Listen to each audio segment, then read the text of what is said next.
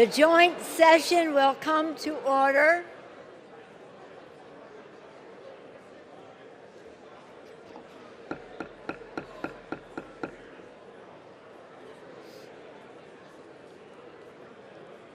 Okay, then we do these, okay? The joint session will come to order. The chair appoints as members of the committee on the part of the House to escort the President of the United States into the chambers.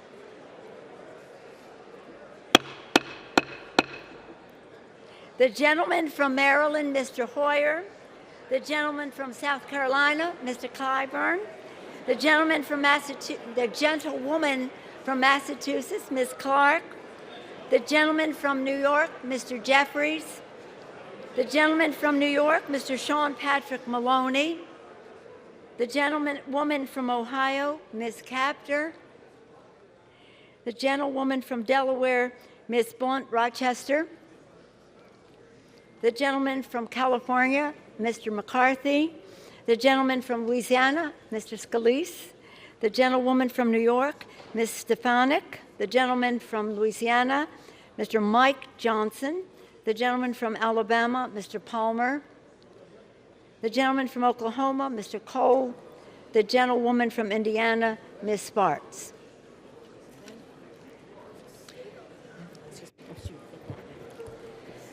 The President of the Senate, at the direction of that body, appoints the following senators as members of the Committee on the part of the Senate to escort the President of the United States into the House chamber.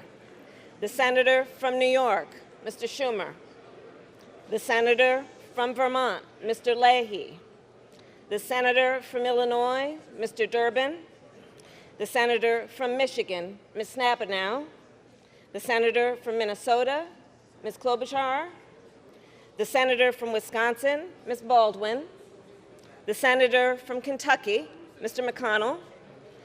The Senator from South Dakota, Mr. Thune. The Senator from Wyoming, Mr. Barrasso. The Senator from Iowa, Ms. Ernst. The Senator from Missouri, Mr. Blunt. And the Senator from Iowa, Mr. Grassley. The members of the escort committee will exit the chamber through the lobby doors.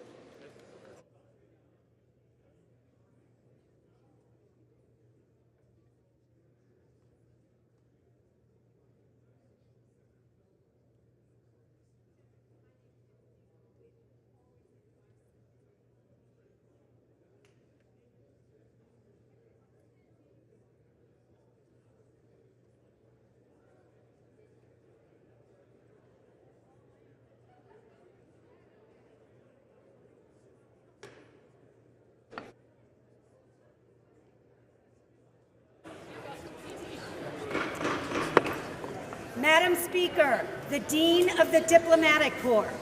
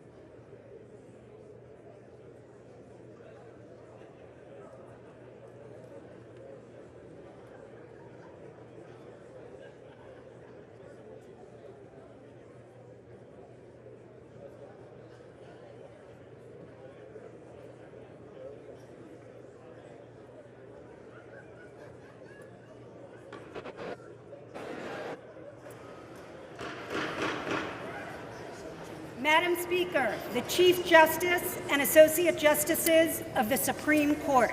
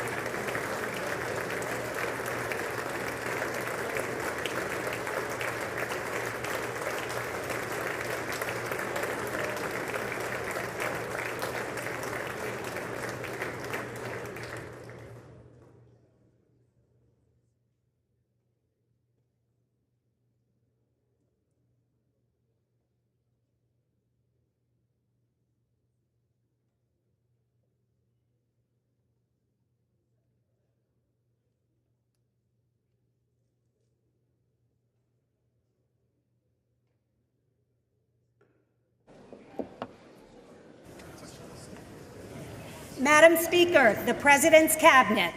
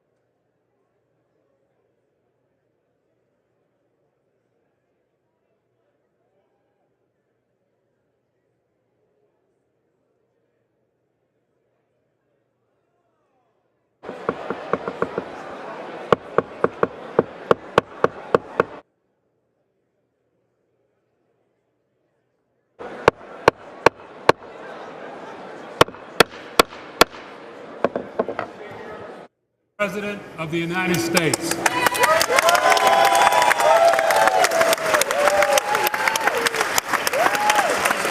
Like the flag.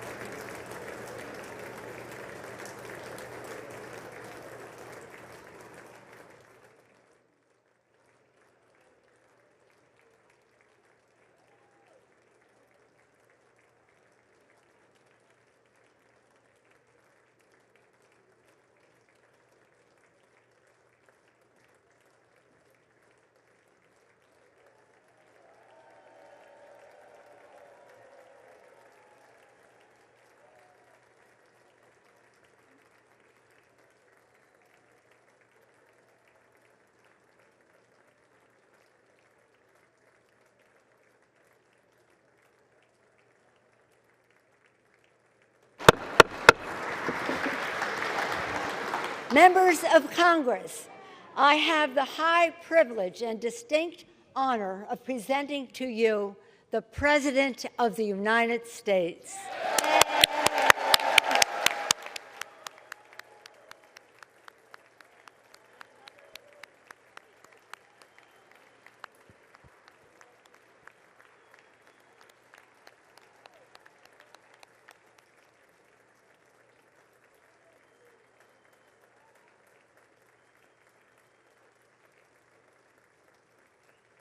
Thank you, thank you.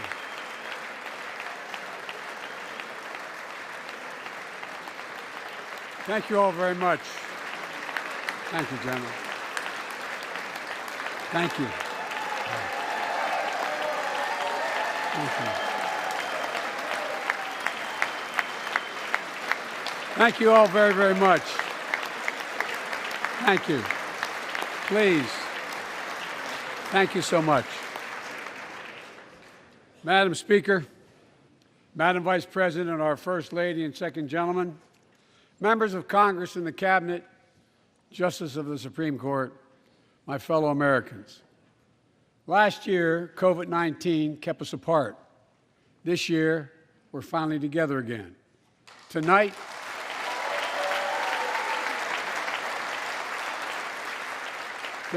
we meet as Democrats, Republicans, and Independents, but most importantly, as Americans, with the duty to one another, to America, to the American people, and to the Constitution, and an unwavering resolve that freedom will always triumph over tyranny.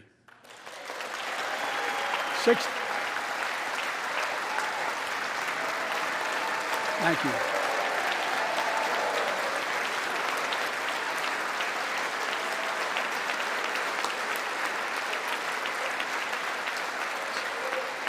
Six days ago, Russia's Vladimir Putin sought to shake the very foundations of the free world, thinking he could make it bend to his menacing ways. But he badly miscalculated. He thought he could roll into Ukraine and the world would roll over. Instead, he met with a wall of strength he never anticipated or imagined. He met the Ukrainian people.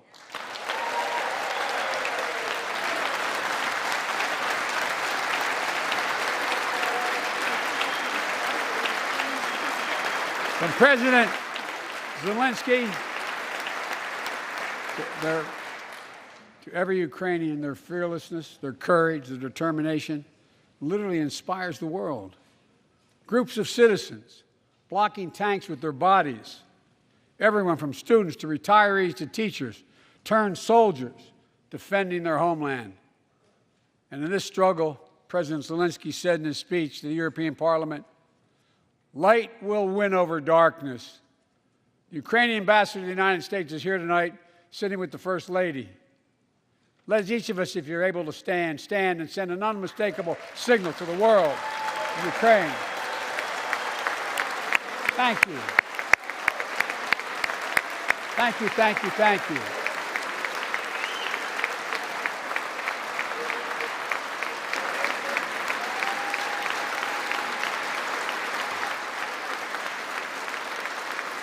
She's bright, she's strong, and she's resolved.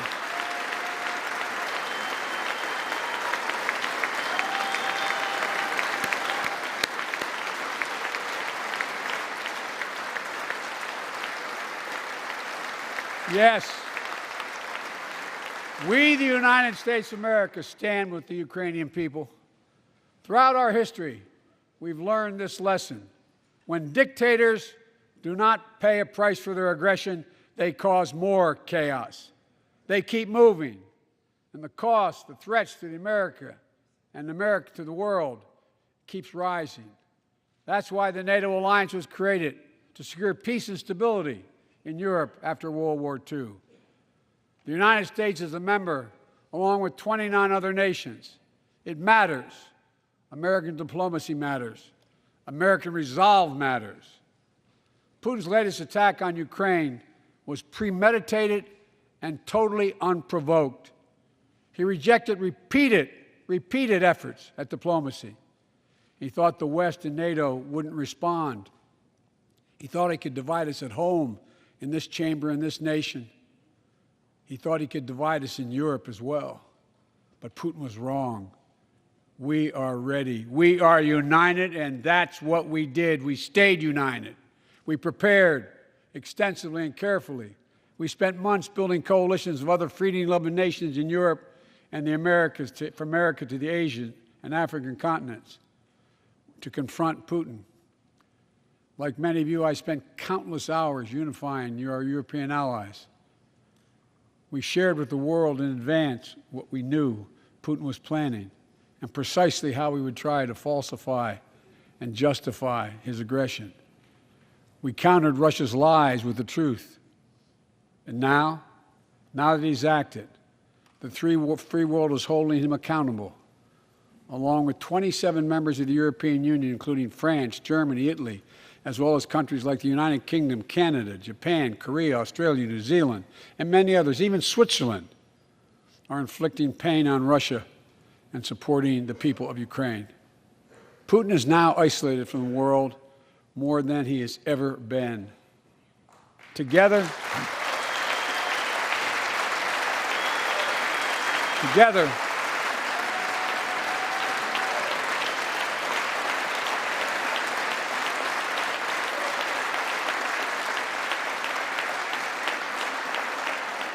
along with our allies, we are right now enforcing powerful economic sanctions. We're cutting off Russia's largest banks from the international financial system, preventing Russia's central bank from defending the Russian ruble, making Putin's $630 billion war fund worthless. We're choking Russia's access to technology that will sap its economic strength and weaken its military for years to come. Tonight, I say to the Russian oligarchs and the corrupt leaders who bilked billions of dollars off this violent regime, no more. The United States,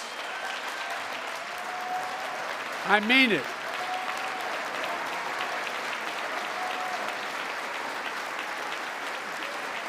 The United States Department of Justice is assembling a dedicated task force to go after the crimes of the Russian oligarchs. We're joining with European allies to find and seize their yachts, their luxury apartments, their private jets. We're coming for your ill-begotten gains. And tonight, I'm announcing that we will join our allies in closing off American airspace to all Russian flights, further isolating Russia and adding additional squeeze on their economy.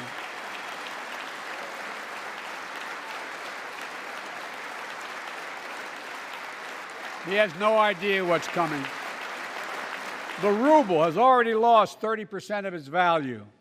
The Russian stock market has lost 40% of its value, and trading remains suspended. The Russian economy is reeling, and Putin alone is the one to blame. Together with our allies, we're providing support to the Ukrainians in their fight for freedom. Military assistance, economic assistance, humanitarian assistance. We're giving more than $1 billion of direct assistance to Ukraine, and will continue to aid the Ukrainian people as they defend their country and help ease their suffering.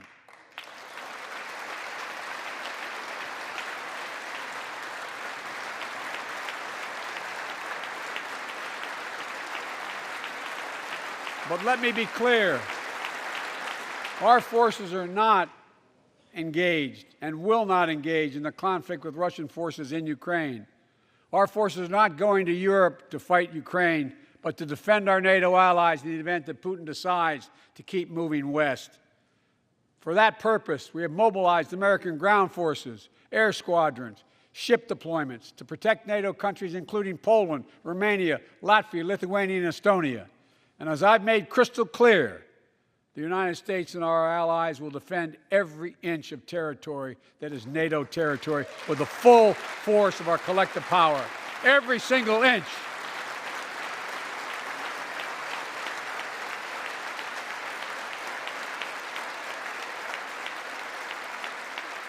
And we're clear-eyed. The Ukrainians are fighting back with pure courage. But the next few days, weeks, and months will be hard on them. Putin has unleashed violence and chaos. But while he may make gains on the battlefield, he'll pay a continuing high price over the long run. And a pound of Ukrainian people, the proud, proud people, pound for pound, ready to fight with every inch of energy they have. They've known 30 years of independence, have repeatedly shown that they will not tolerate anyone who tries to take their country backwards. To all Americans, I'll be honest with you, as I always promised I would be. A Russian dictator invading a foreign country has cost around the world. And I'm taking robust action to make sure the pain of our sanctions is targeted at the Russian economy, and that we use every tool at our disposal to protect American businesses and consumers. Tonight, I can announce the United States has worked with 30 other countries to release 60 million barrels of oil from reserves around the world. America will lead that effort, releasing 30 million barrels of our own strategic petroleum reserve. And we stand ready to do more if necessary, united with our allies. These steps will help blunt gas prices here at home, but I know news about what's happening can seem alarming to all Americans. But I want you to know, we're going to be okay. We're going to be okay. When the history of this era is written, Putin's war in Ukraine will have left Russia weaker and the rest of the world stronger. While it shouldn't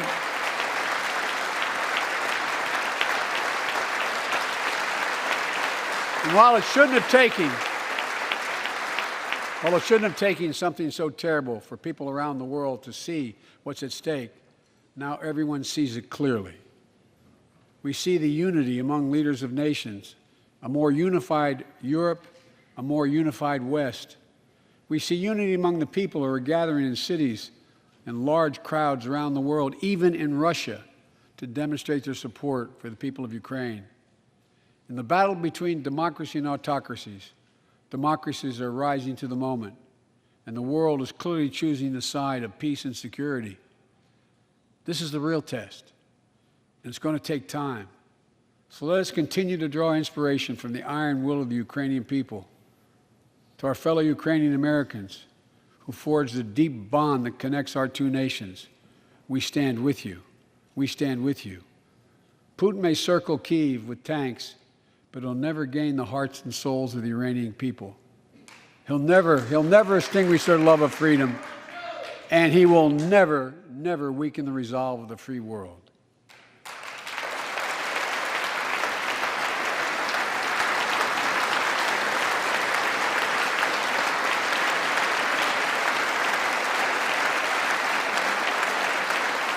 We meet tonight in an America that has lived through two of the hardest years this nation has ever faced.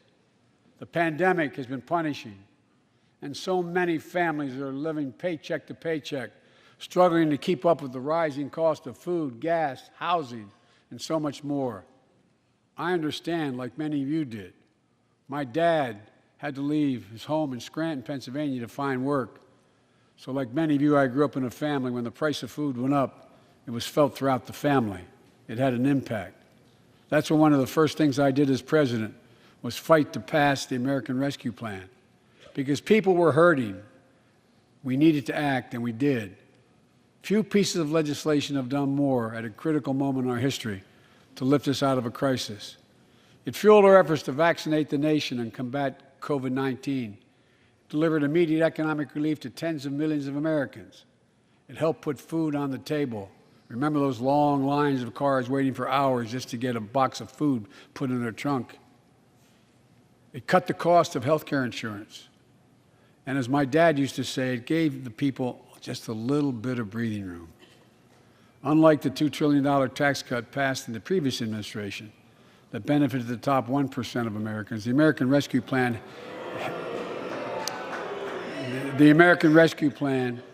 helped working people and left no one behind. Folks,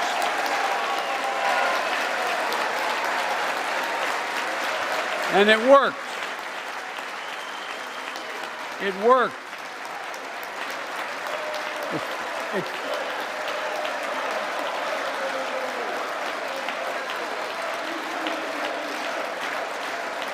It worked. We created jobs, lots of jobs. In fact, our economy created over 6.5 million new jobs just last year. More jobs in 1 year than ever before in the history of the United States of America. The economy grew at a rate of 5.7 last year, the strongest growth rate in 40 years. And the first step in bringing fundamental change to our economy that hasn't worked for working people in this nation for too long. For the past 40 years, we were told that tax break for those at the top and benefits would trickle down and everyone would benefit. But that trickle-down theory led to a weaker economic growth, lower wages, bigger deficits, and a widening gap between the top and everyone else in nearly a century. Look, Vice President Harris and I ran for office, and I realize we have fundamental disagreements on this, but ran for office with a new economic vision for America. Invest in America, educate Americans, grow the workforce, build the economy from the bottom up and the middle out, not from the top down, because we know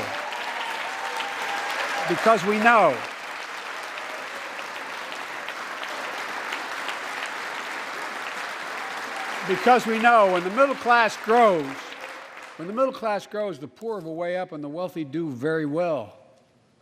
America used to have the best roads, bridges, and airports on earth, and now our infrastructure is ranked 13th in the world. We won't be able to compete for the jobs of the 21st century if we don't fix it. That's why it was so important to pass the bipartisan infrastructure law. And I thank my Republican friends who joined to invest and rebuild America, the single biggest investment in history. It was a bipartisan effort, and I want to thank the members of both parties who worked to make it happen. We're done talking about infrastructure weeks. We're now talking about an infrastructure decade.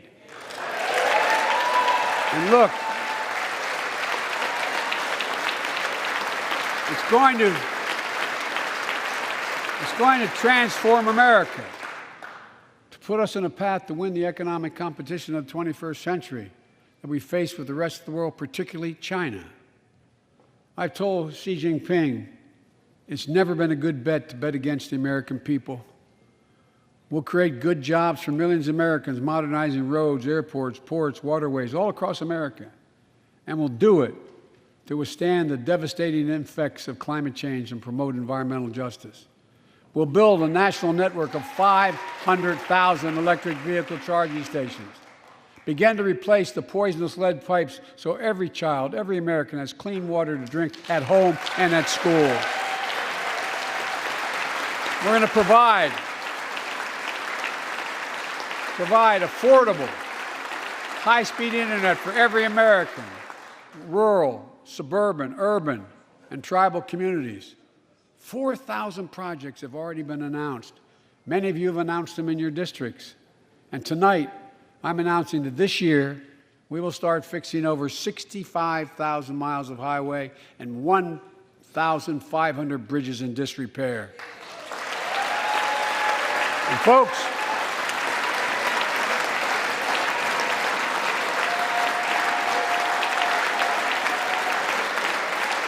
when we use taxpayers' dollars to rebuild America, we're going to do it by buying America.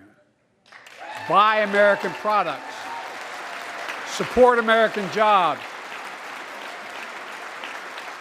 The federal government spends about $600 billion a year to keep this country safe and secure. There's been a law on the books for almost a century to make sure taxpayers' dollars support American jobs and businesses. Every administration, Democrat and Republican, says they'll do it, but we're actually doing it. We'll buy America to make sure everything from the deck of an aircraft carrier to the steel on highway guardrails is made in America from beginning to end. All of it. All of it.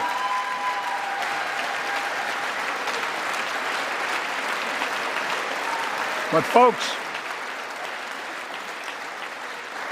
to compete for the jobs of the future, we also need a level playing field with China and other competitors. That's why it's so important to pass the Bipartisan Innovation Act sitting in Congress that will make record investments in emerging technologies and American manufacturing.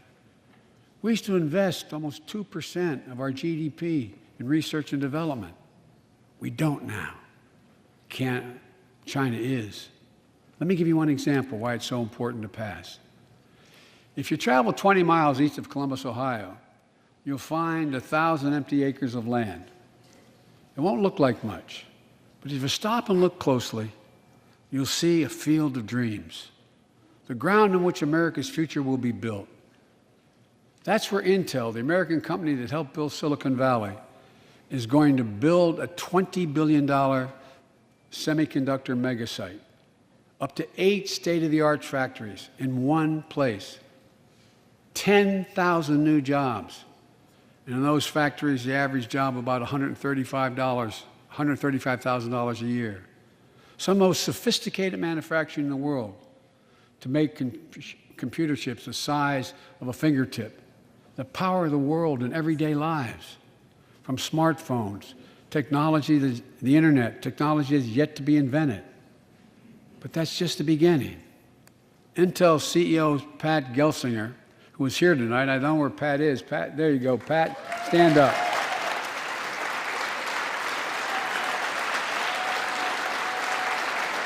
Pat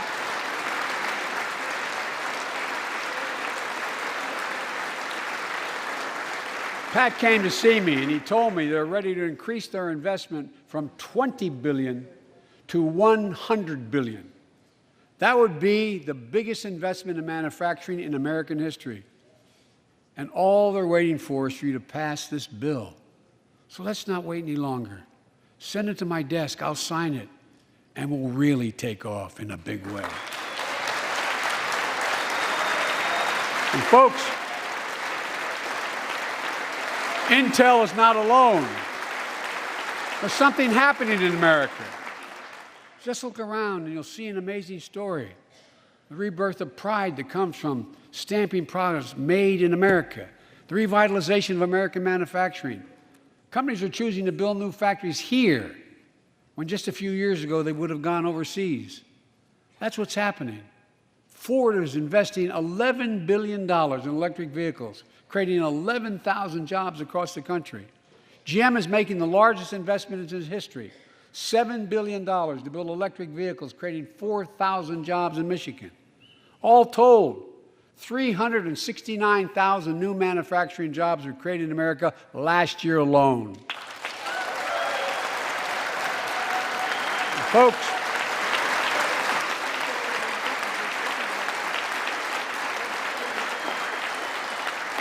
powered by people I've met like JoJo Burgess from generations of union steelworkers in Pittsburgh, who's here with us tonight. Where are you, JoJo?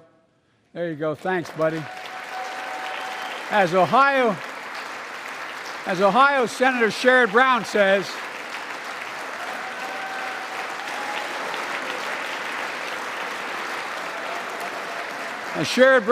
it's time to bury the label Rust Belt.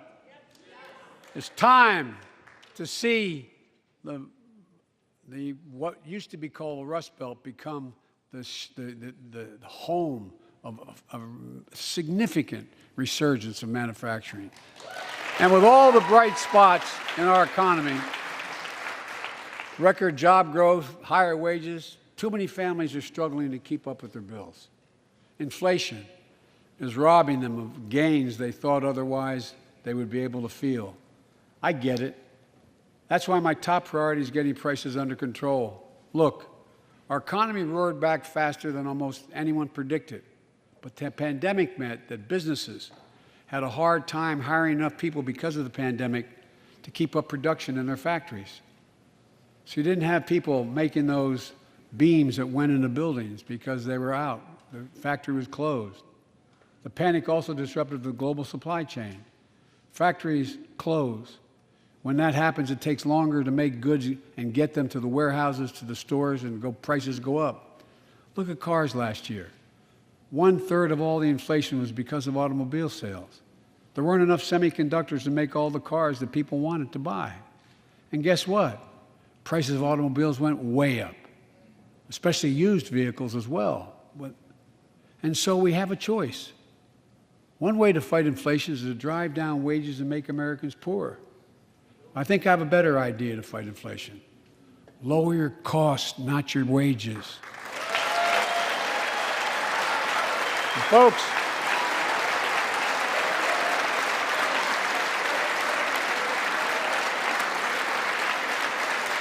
that means make more cars and semiconductors in America, more infrastructure and innovation in America, more goods moving faster and cheaper in America, more jobs where you can earn a good living in America. Instead of relying on foreign supply chains, let's make it in America. Look, economists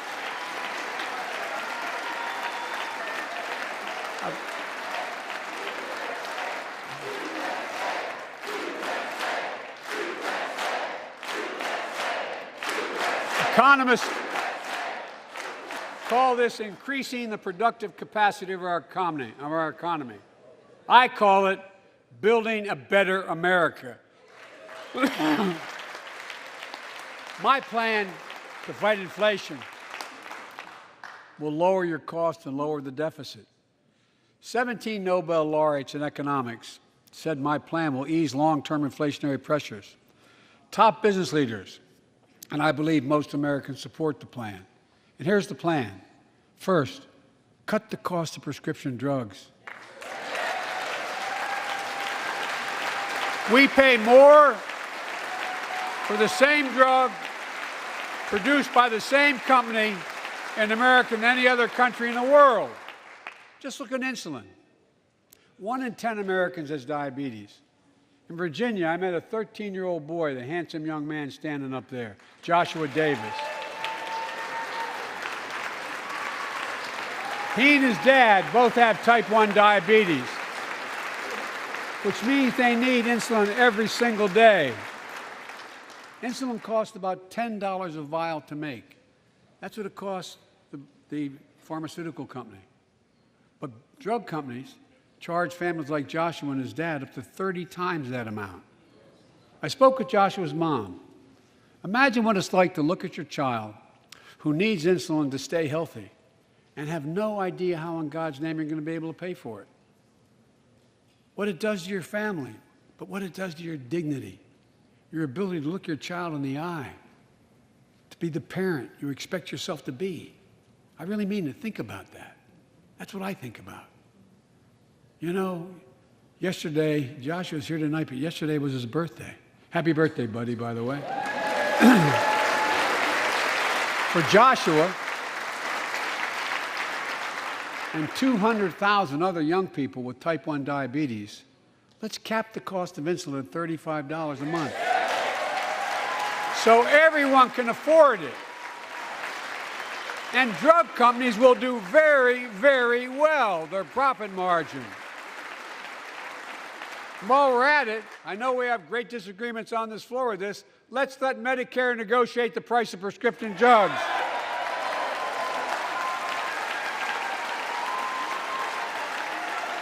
They already set the price for VA drugs. Look, the American Rescue Plan is helping millions of families with Affordable Care Act plans to save them $2,400 a year on their health premiums.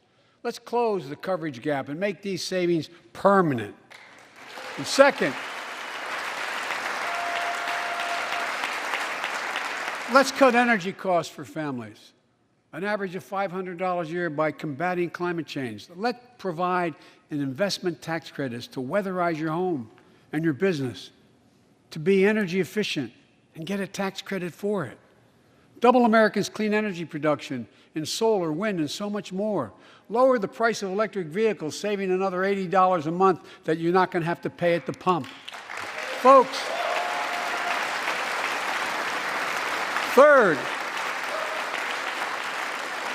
the third thing we can do to change the standard of living for hardworking folks is cut the cost of child care. Cut the cost of child care. Folks, if you live in a major city in America, you pay up to $14,000 a year for child care per child. I was a single dad for 5 years, raising 2 kids. I had a lot of help, though. I had a mom, a dad, a brother, and a sister that really helped. But middle class and working folks shouldn't have to pay more than 7% of their income to care for the young children. My plan would cut the cost of child care in half for most families and help parents, including millions of women who left the workforce during the pandemic because they couldn't afford child care, to be able to get back to work, generating economic growth. But my plan doesn't stop there. It also includes home and long-term care, more affordable housing, pre-K for 3- and 4-year-olds. All these will lower costs for families. And under my plan, nobody, let me say this again, nobody earning less than $400,000 a year will pay an additional penny in new taxes. Not a single penny.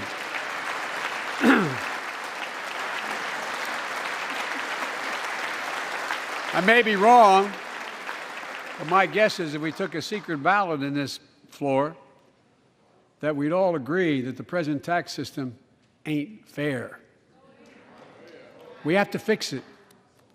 I'm not looking to punish anybody, but let's make corporations and wealthy Americans start paying their fair share. Look, last year,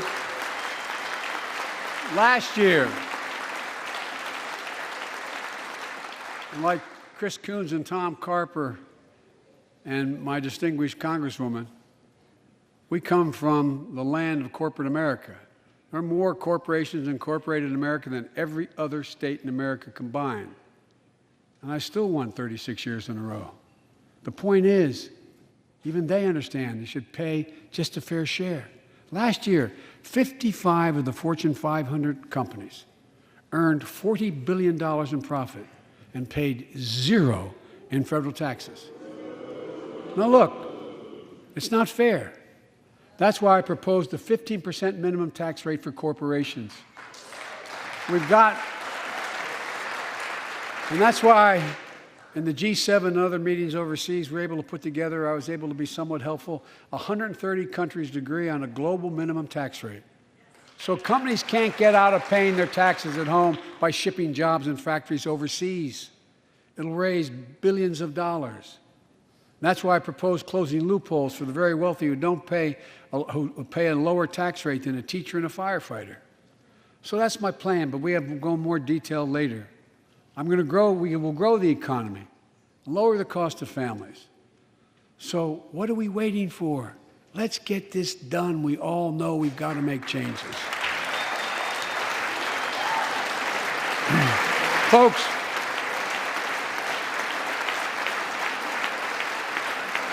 and while you're at it, confirm my nominees for the Federal Reserve, which plays a critical role in fighting inflation.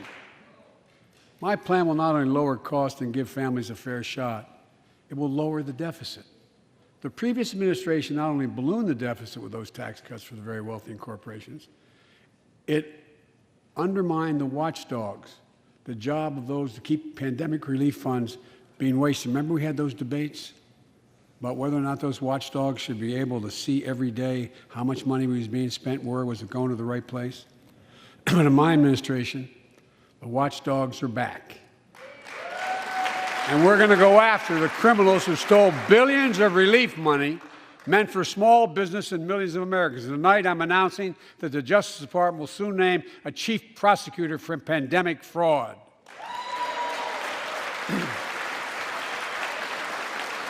And look,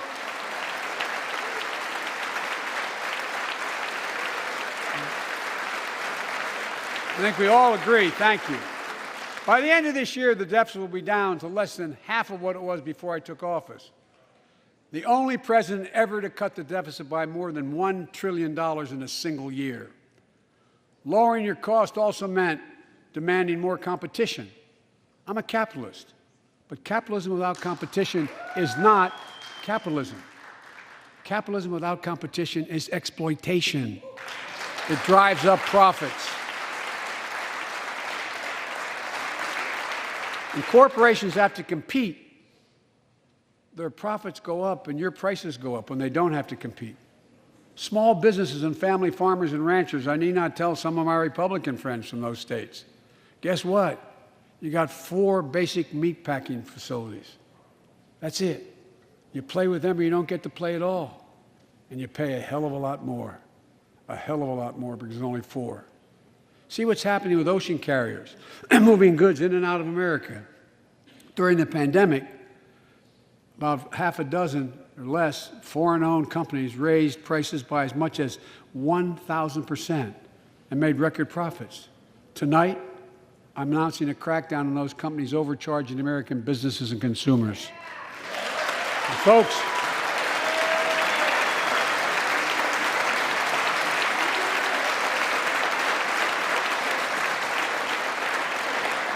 and as Wall Street firms take over more nursing homes, quality in those homes has gone down and costs have gone up. That ends on my watch. Medicare is going to set higher standards for nursing homes and make sure your loved ones get the care they deserve and that they inspect and they will look at closely. We're also going to cut costs to keep the economy going strong and giving workers a fair shot, provide more training and apprenticeships, hire them based on skills, not just their degrees. Let's pass the Paycheck Fairness Act and paid leave.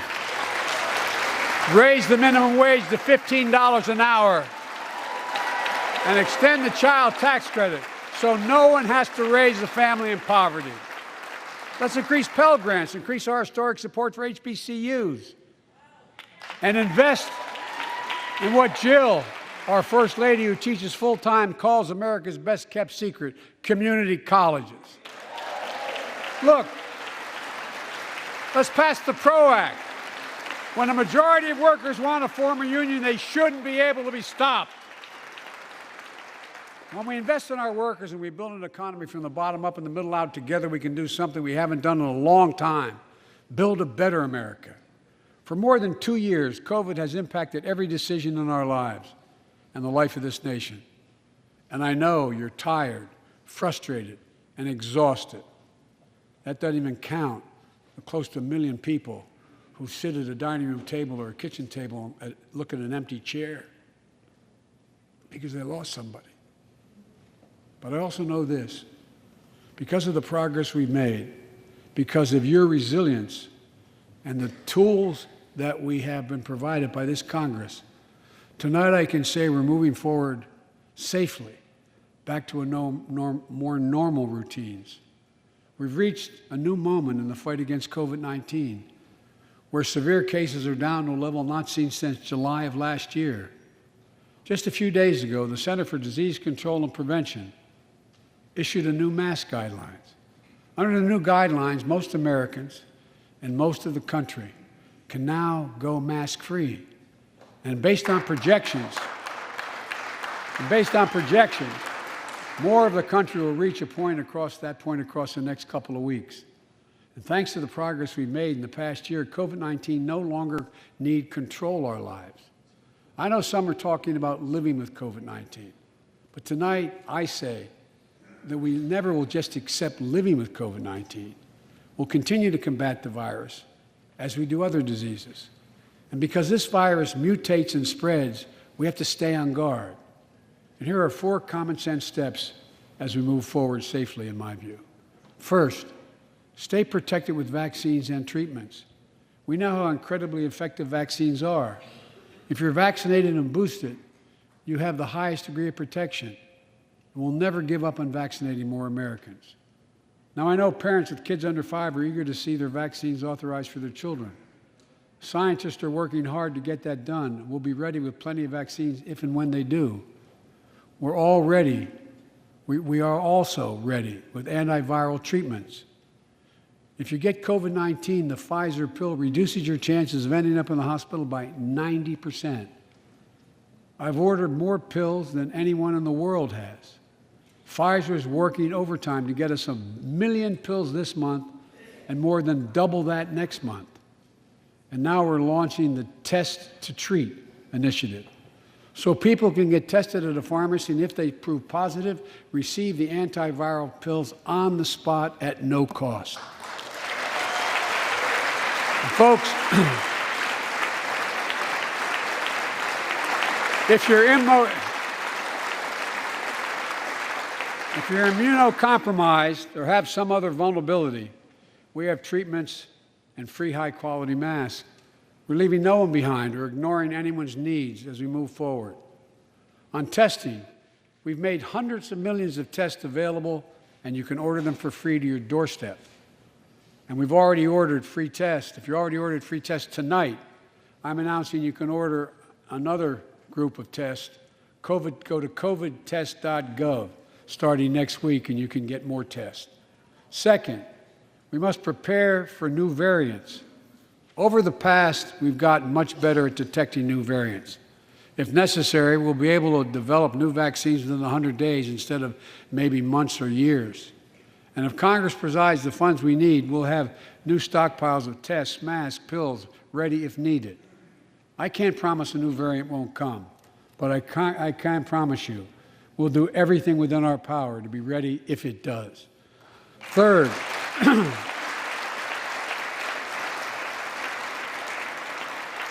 we can end the shutdown of schools and businesses.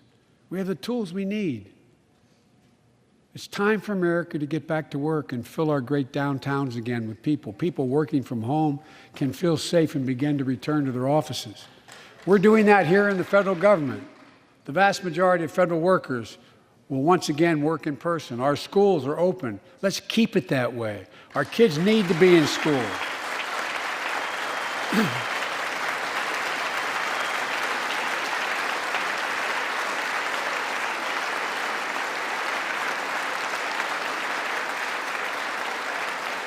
With 75% of adult Americans fully vaccinated and hospitalizations down by 77%, most Americans can remove their masks and stay in the classroom and move forward safely. We achieved this because we provided free vaccines, treatments, tests, and masks. Of course, continuing this costs money, so I'll not surprise you. I'll be back to see you all. And I'm going to soon send a request to Congress. The vast majority of Americans have used these tools and may want again. We may need them again. So I expect Congress, and I hope you'll pass that quickly. Fourth, we'll continue vaccinating the world. We've sent 475 million vaccine doses to 112 countries, more than any nation on earth. We won't stop because you can't build a wall high enough to keep out a vaccine. The vaccine can stop the spread of these diseases.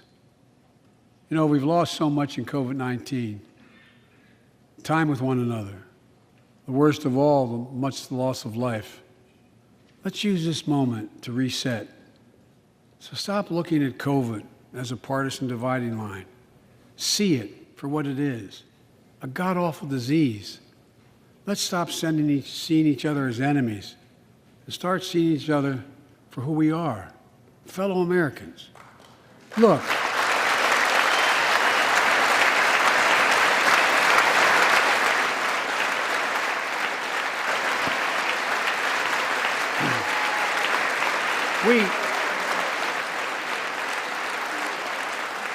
we can't change how divided we've been.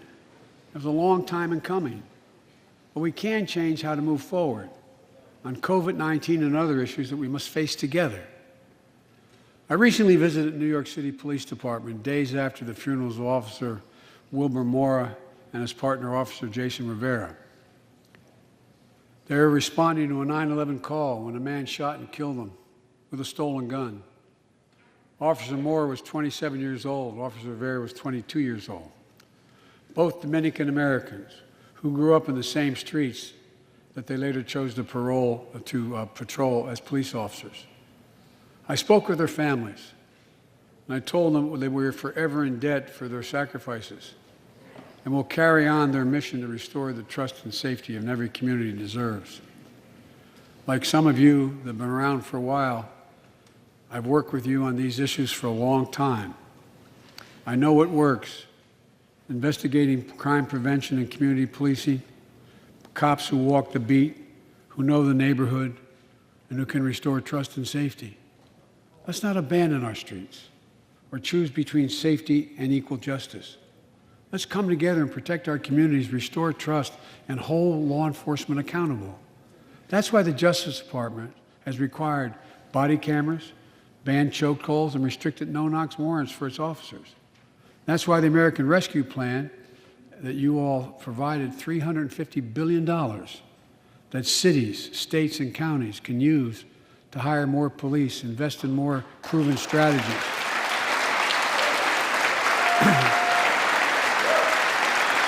Proven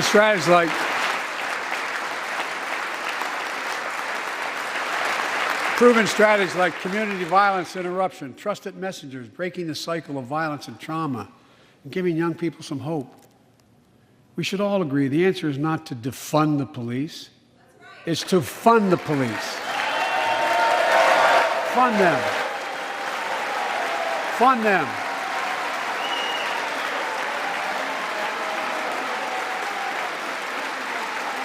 Fund them with resources and training. Resources and training they need to protect our communities. I ask Democrats and Republicans alike to pass my budget and keep our neighborhoods safe. And we'll do everything in my power to crack down on gun trafficking of ghost guns that you can buy online, assemble at home, no serial numbers, can't be traced. I ask Congress to pass proven measures to reduce gun violence. Pass universal background checks. Why should anyone on the terrorist list be able to purchase a weapon? Why? Why? And folks, ban assault weapons with high-capacity magazines that hold up to 100 rounds. You think the deer are wearing Kevlar vests? Look, repeal the liability shield that makes gun manufacturers the only industry in America that can't be sued. The only one. Imagine had we done that with the tobacco manufacturers. These laws don't infringe on the Second Amendment. They save lives. The most fundamental right in America is the right to vote and have it counted. And look, it's under assault. In state after state, new laws have been passed, not only to suppress the vote, we've been there before, but to subvert the entire election. We can't let this happen. Tonight, I call on the Senate to pass the Freedom to Vote Act, pass the John Lewis Act, Voting Rights Act.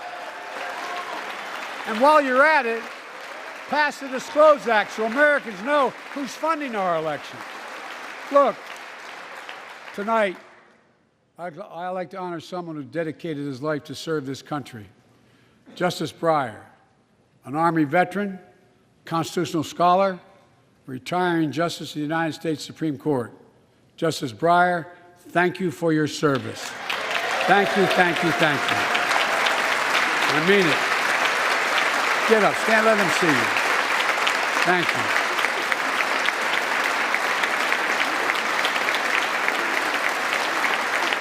And we all know, no matter what your ideology, we all know one of the most serious constitutional responsibility a president has is nominating someone to serve on the United States Supreme Court. As I did 4 days ago, I've nominated the Circuit Court of Appeals, Ketanji Brown Jackson, one of our nation's top legal minds, who continue in Justice Breyer's legacy of excellence. A former top litigator in private practice, a former federal public defender, from a family of public school educators and police officers. She's a consensus builder. Since she's been nominated, she's received a broad range of support, including the Fraternal Order of Police and former judges supported by Democrats and Republicans. Folks, if we are to advance liberty and justice, we need to secure our border and fix the immigration system.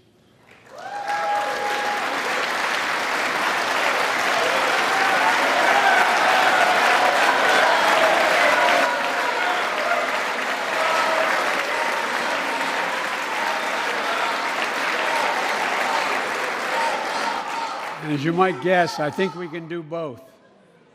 At our border, we've installed new technology like cutting-edge scanners to better detect drug smuggling. We've set up joint patrols with Mexico and Guatemala to catch more human traffickers. We're putting in place dedicated immigration judges, a significant larger number, so families fleeing persecution and violence can have their cases heard faster, and those who don't legitimately hear can be sent back.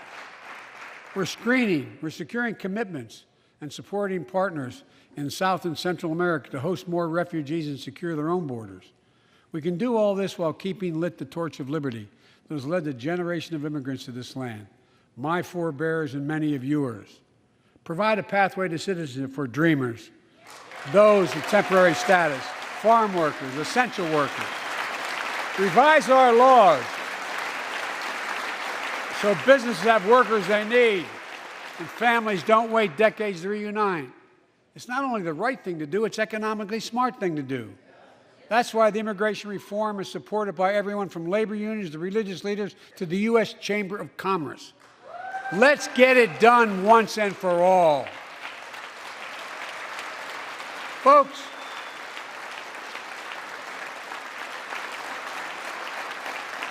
advancing liberty and justice also requires protecting the rights of women. The constitutional right affirmed by Roe v. Wade, standing precedent for half a century, is under attack as never before. If you want to go forward, not backwards, we must protect access to health care, preserve a woman's right to choose, and continue to advance maternal health care for all Americans. And folks, for our LGBTQ plus Americans, let's finally get the Bipartisan Equality Act to my desk. The onslaught of state laws targeting transgender Americans and their families, it's simply wrong. And I said last year, especially to our younger transgender Americans, I'll always have your back as your president so you can be yourself and reach your God-given potential. Folks,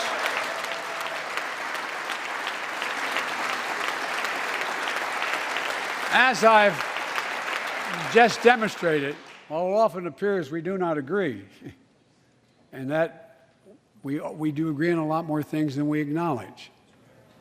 I signed 80 bipartisan bills into law last year, from preventing government shutdowns, to protecting Asian Americans from still too common hate crimes, to reforming military justice, and will soon be strengthening the Violence Against Women Act that I first wrote 3 decades ago.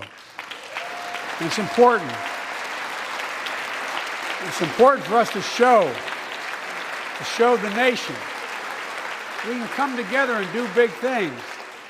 So tonight I'm offering a unity agenda for the nation. 4 big things we can do together, in my view. First, beat the opioid epidemic. There's so much we can do. Increase funding for prevention, treatment, harm reduction, and recovery. Get rid of outdated rules and stop doctors stop doctors from prescribing treatments. Stop the flow of illicit drugs by working with state and local law enforcement to go after the traffickers. And if you're suffering from addiction, you should know you're not alone. I believe in recovery, and I celebrate the 23 million Americans in recovery. Second, let's take on mental health, especially among our children whose lives and education have been turned upside down. The American Rescue Plan gave schools money to hire teachers and help students make up for lost learning. I urge every parent to make sure your school does just that. They have the money. We can all play a part. Sign up to be a tutor or a mentor. Children were also struggling before the pandemic: bullying, violence, trauma, and the harms of social media. As Frances Haugen, who is here tonight with us, has shown, we must hold social media platforms accountable for the national experiment they're conducting on our children for profit.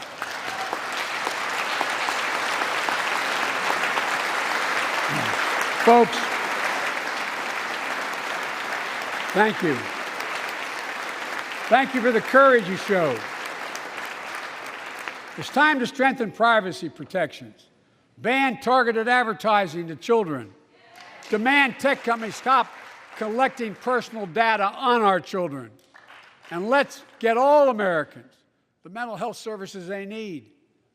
More people can turn for help and full parity between physical and mental health care if we treat it that way in our insurance. Look,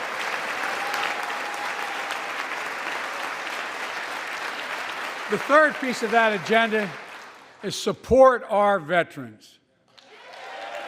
Veterans are the backbone and the spine of this country. They're the best of us.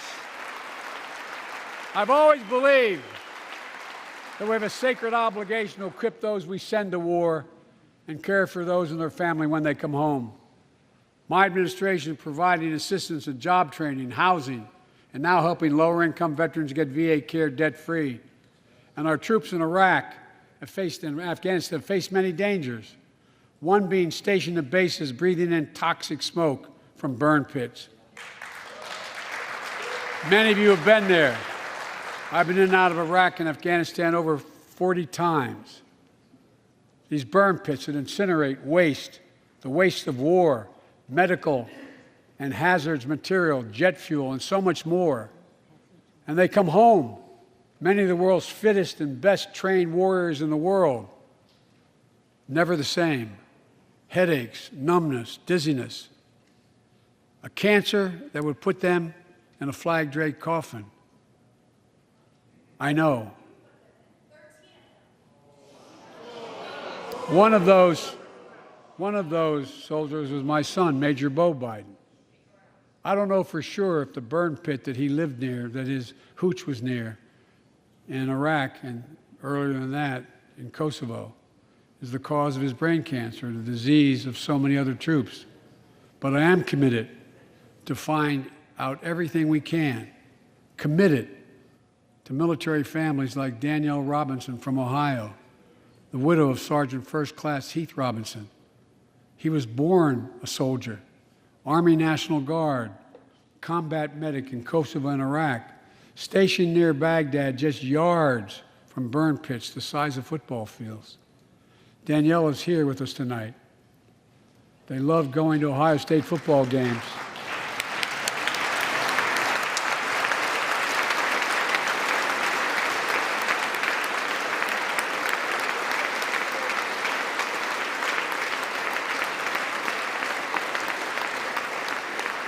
and he loved building Legos with their daughter.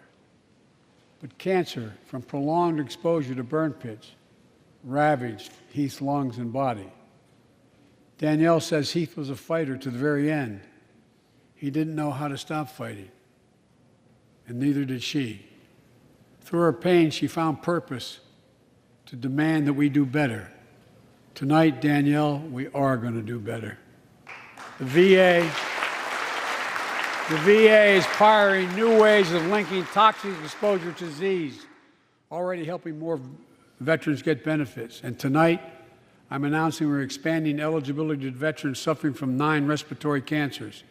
I'm also calling on Congress to pass a law to make sure veterans devastated by toxic exposure in Iraq and Afghanistan finally get the benefits and the comprehensive health care they deserve.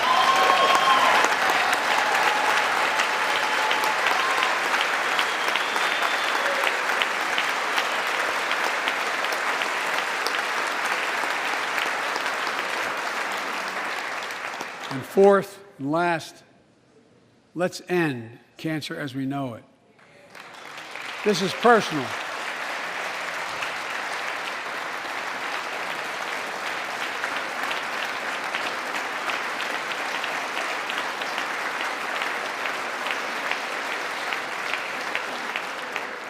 This is personal to me and to Jill and to Kamala and so many of you. So many of you have lost someone you love. Husband, wife, son, daughter, mom, dad. Cancer is the #2 cause of death in America, second only to heart disease. Last month, I announced the plan to supercharge the cancer moonshot that President Obama asked me to lead 6 years ago. Our goal is to cut cancer death rates by at least 50% over the next 25 years, and I think we can do better than that. Turn cancers from death sentences into treatable diseases. More support for patients and their families.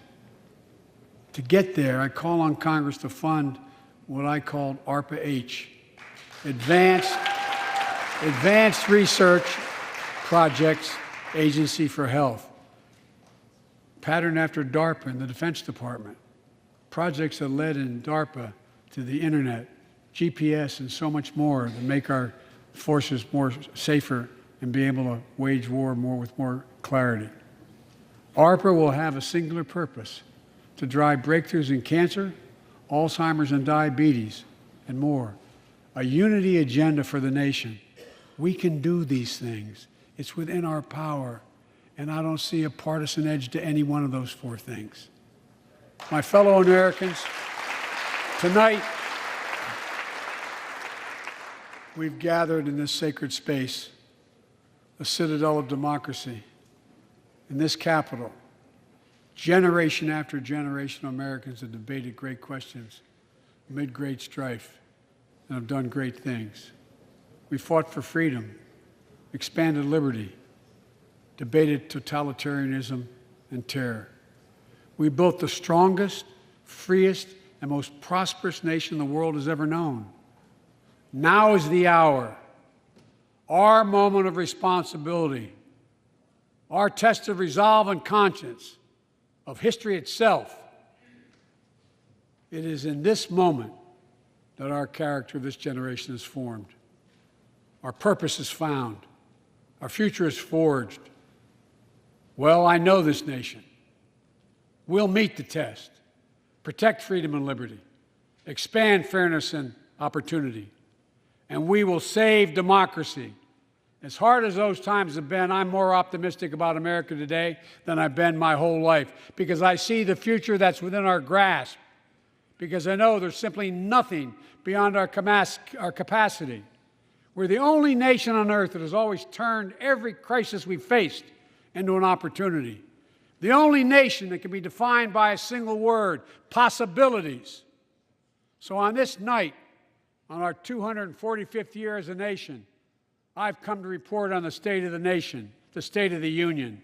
And my report is this: the State of the Union is strong because you, the American people, are strong. We are stronger today. We are stronger today than we were a year ago. And we'll be stronger a year from now than we are today. This is our moment. to meet and overcome the challenges of our time. And we will, as one people, one America, the United States of America. God bless you all, and may God protect our troops. Thank you. Go get him.